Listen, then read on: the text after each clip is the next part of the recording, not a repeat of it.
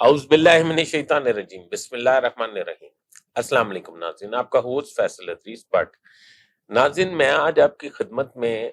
عرض کروں گا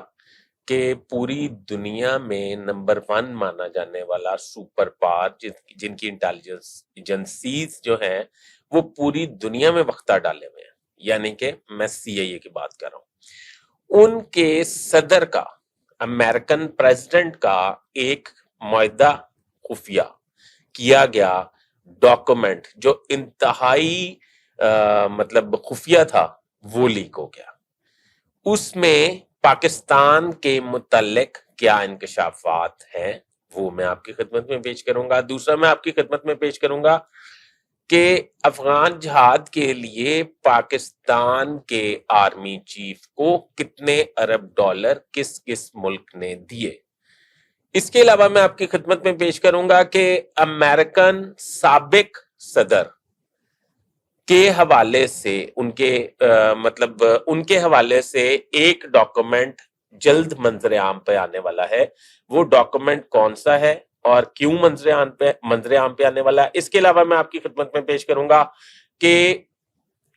صدر بائیڈن جو امریکن پریزیڈنٹ ہیں اس وقت سٹنگ،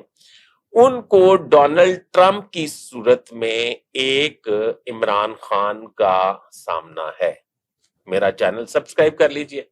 بیل آئیکن کے بٹن کو دبا لیجئے، میں آپ کا بڑا مشکور رہوں گا۔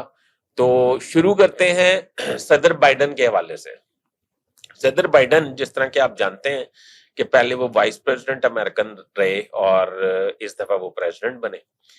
اب ہسٹری میں، امریکہ کی ہسٹری میں جو بھی صدر آتا ہے اس کے ساتھ عوامی طاقت اتنی زیادہ ہوتی ہے یا اس کے سروسز اتنی زیادہ ہوتی ہیں، یا یہ کہہ لیں کہ نارمل بات یہ ہے کہ وہ اپنی 2 ٹرم جو ہے وہ فوری فلفل کرتا ہے، یعنی کہ 5 سال ایک ٹینیور ہوتا ہے، 2 سال اور 2 ہی ٹینیور ہو سکتے ہیں اس میں۔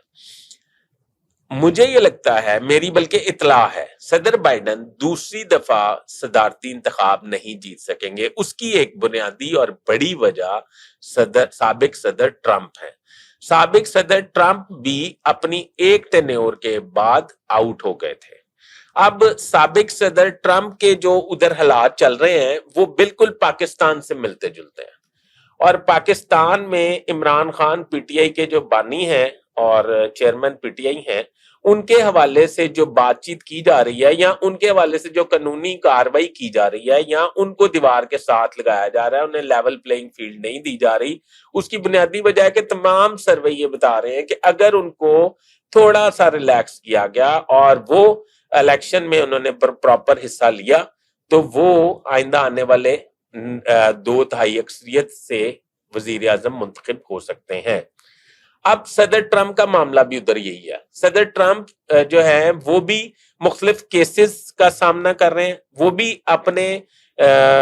اپنی ایکٹیویٹیز اور اپنی شخصیت کی وجہ سے کافی تنازعات کا شکار ہیں۔ ان کے خلاف بھی مقدمات چل رہے ہیں۔ انہیں ایک کورٹ اگر نااہل کرتی ہے، دوسری کورٹ انہیں بحال کر دیتی ہے، ایک کورٹ انہیں مسفٹ قرار دیتی ہے اگر صدر کے انتخاب لڑنے کے حوالے سے، تو دوسری کورٹ انہیں یہ استحقاق واپس کر دیتی ہے کہ وہ صدر کے انتخاب میں حصہ لے سکتے ہیں۔ صدر بائیڈن کا یہ خیال ہے کہ اگر صدر ٹرمپ اس دفعہ ان کے مد مقابل امریکہ کی صدارت کا الیکشن لڑیں گے تو وہ بھاری برتری حاصل کر لیں گے اور صدر بائیڈن اپنی دوسری ٹرم پوری نہیں کر سکیں گے۔ ناظرین، اس پہ پاکستانی امریکنز جو ہیں جن کی تقریباً تعداد امریکہ میں 1 کروڑ ہے، 1 کروڑ پاکستانی یہ سمجھتے ہیں کہ صدر ٹرمپ کے ساتھ بھی وہی سلوک کیا جا رہا ہے جو پاکستان میں اسٹیبلشمنٹ عمران خان کے ساتھ کر رہی ہے، یا نگران حکومت عمران خان کے ساتھ کر رہی ہے۔ تو کہنے کا مقصد یہ ہے کہ امریکہ اور پاکستان جو ہے ایک معاملے میں تو ایک پیج پہ آئے نہ کم از کم، باقی تو چلیں چھوڑیں۔ اب دوسرا میں آپ کی خدمت میں پیش کروں گا، امریکہ میں یہ ایک قانون ہے یا ریت ہے یا روایات ہیں کہ کوئی بھی ہونے والے خفیہ ڈاکومنٹ، دیکھیں نا ادھر جمہوریت ہے، کوئی بھی خفیہ معاہدے وہ بے شک صدر کی طرف سے کیے جائیں، وہ کسی ہیڈ آف دی اسٹیٹ یعنی کہ صدر کی طرف سے کیے جائیں، وہ کیبنٹ میں کیے جائیں، وہ کانگریس میں کیے جائیں، اگر وہ ملک اس وقت ملکی سلامتی یا اس وقت ان کو یہ مطلب ضروری ہو ان کے لیے کہ ان کو اگر پبلک کیا گیا تو اس سے ملک کا نقصان ہو سکتا ہے، وہ آپ کو اپنے ملک کو نقصان پہنچانے کے والے سے کوئی کام ایسا نہیں کرتے جس سے ملک کا رتی برابر بھی کوئی نقصان ہو سکے۔ وہ بڑے محب وطن لوگ ہیں، آپ کو پتا ہوگا، آپ لوگوں نے ٹریول کیا ہوگا امریکہ میں، امریکنز مجھے لگتا ہے دنیا میں سب سے زیادہ محب وطن جو ہیں اپنے ملک کے ساتھ وہ امریکنز ہیں، اسی وجہ سے کہ آج وہ اس جگہ پہ پہنچے ہوئے ہیں۔ اچھا، اب دوسری بات میں کہتا ہوں، وہ سب سے پہلے جو ہے نا وہ اپنے ملک سے وفادار ہوتے ہیں۔ ہم سب سے پہلے وفادار اپنے بچوں سے ہوتے ہیں، وہ اپنے بچوں کو بھی فورتھ ففتھ سکس نمبر پہ وفاداری یا سنسیرٹی کے نمبرنگ پہ رکھتے ہیں، باقی سب سے پہلے وہ ملک کے ساتھ وفادار ہوتے ہیں۔ اچھا، اب وہ جو امریکہ ان کا یہ ہے کہ جب وہ ایک کوئی بھی خفیہ معاہدہ کرتے ہیں، وہ اسلحہ بیچنے کا ہو، وہ کوئی جنگوں کا ہو، وہ کوئی فنڈنگ کا ہو، وہ کوئی انٹیلیجنس کی کوئی کاروائی ہو، تو اس کو ایک مخصوص مدت کے بعد اس معاہدے کو پبلک کر دیا جاتا ہے۔ جس طرح کہ مثال کے طور پہ جان ایف کینڈی کے حوالے سے میں آپ کی خدمت میں عرض کروں گا۔ John F Kennedy American president تھے اور ان کو قتل کر دیا گیا تھا، اور قتل ایسے کیا گیا تھا کہ آج تک ان کے قاتلوں کا پتہ نہیں چلا۔ اس پہ ایک مفصل انکوائری ہوئی تھی، وہ جو انکوائری ہوئی وہ اس انکوائری میں یہ انکوائری افسر اور ایک انکوائری ٹیم نے یہ ریکمینڈ کیا کہ یہ انکوائری مکمل کر لی گئی ہے اور اس کے شواہد پبلک نہ کیے جائیں، اس کو 70 سال کے بعد پبلک کر دیا جائے۔ یعنی کہ یہ جو دن چل رہے ہیں 26 نہیں، سال 2024 یا 25، اس میں وہ انکوائری رپورٹ بھی پبلک ہونے والی ہے۔ یعنی کہ اس وقت وہ ڈاکومنٹ جو ہیں وہ پبلک نہیں کیا گیا، اس کو کھولا نہیں گیا، اسے سیل کر دیا گیا تھا۔ اس طرح جان ایف کینڈی کے قتل کا ذمہ داران کا بھی پتہ چل جائے گا۔ گو کہ جان ایف کینڈی تو اس وقت مرڈر ہو گئے تھے، پر جو لوگ اس میں ملوث تھے وہ بھی اس دنیا فانی سے جا چکے ہوں گے۔ اس کے بعد وہ یہ وسیع تر ملکی مفاد میں کیا جاتا ہے اس کی نوعیت کو دیکھ کے۔ اچھا، دوسرا میں آپ کو یہ بتانے لگا تھا کہ صدر جمی کارٹر جو ہیں امریکن پریزیڈنٹ تھے 1971 میں شاید، تو 1971 میں جمی کارٹر تھے امریکن پریزیڈنٹ، تو انہوں نے افغان جہاد کے لیے پاکستان کی مدد حاصل کی تھی۔ اس وقت کے جنرل ضیاء الحق صاحب نے یہ کیا کہ وہ افغان جہاد میں ان کے تھادی بن گئے امریکنز کے۔ اب وہ جو امریکنز کے تھادی بن گئے تو اس وقت یہ ڈاکومنٹ 42 سال کے بعد پبلک ہو گیا ہے امریکہ میں،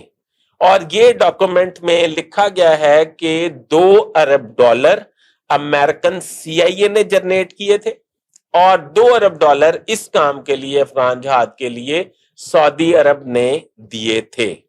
اب یہ وہی افغان جہاد ہے جس کے بعد پاکستان میں کرائسس شروع ہوا تھا، یعنی کہ جس کو آپ کلاشنکوف جو ہے یہ اس دور میں انٹروڈیوس ہوئی تھی۔ ہیروئن کا کلچر اس دور میں آیا تھا، بدتمیزی کا کلچر اس دور میں آیا تھا، اور لا اینڈ آرڈر جو تباہ و برباد ہوا تھا یہ اسی دور کی، یعنی کہ اس دور میں یہ بوٹا لگایا گیا تھا جس وقت ضیاء الحق صاحب نے افغان جہاد شروع کیا تھا۔ اتنے $1 ارب اس پہ خرچ ہوئے تھے۔ اب وہ $1 تو $4 ارب تو پبلک ہو گئے، وہ ڈاکومنٹ وہ عوام پہ یا ملک پہ تو نہیں خرچ کیا گیا، وہ کس نے بانٹ لیا۔ یہ پاکستان میں ایک کمیشن بننا چاہیے، اور کمیشن میں یہ فیصلہ ہونا چاہیے، اور جو اس کے قصورواران ہیں جو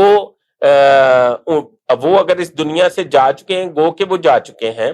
تو ان کے وارثان سے وہ پیسے وصول کرنے چاہیے، یا انہیں علامتی طور پر کوئی نہ کوئی سزا ضرور اناؤنس کرنی چاہیے، تاکہ ملک کے لیے کوئی بھی شخص، کوئی بھی ذمہ دار ایسی